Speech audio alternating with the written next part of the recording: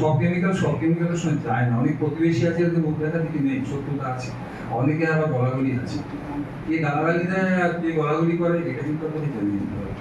যাদের মানে গালাগালি দিলে তার প্রবলেমটা হবে আপনার কাছে গিয়ে কিন্তু সমস্যাটা হবে কেমিক্যালে যদি আপনি না বুঝে দেন, দুটো কেমিক্যালে মিশিয়ে দেন বুঝিয়ে।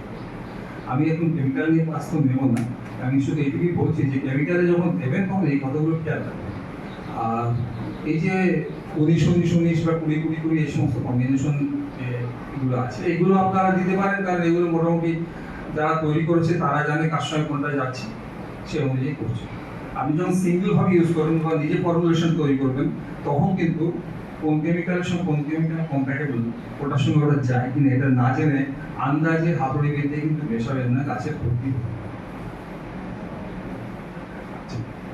আর আরেকটা কথা বলে দিই, এটা আরেকটা ধারণা যে কিছু কিছু জিনিস যেগুলোকে আমাদের ধারণা আছে কেমিক্যাল, কিন্তু অ্যাকচুয়ালি সেগুলো এখন কেমিক্যাল হিসেবে ট্রিট হয় না।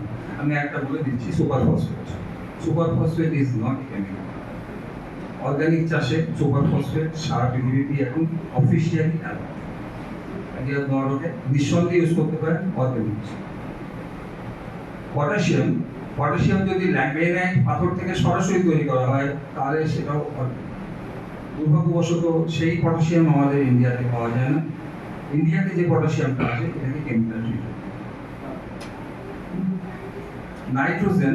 নাইট্রোজেনের তিনটে ফর্ম আছে।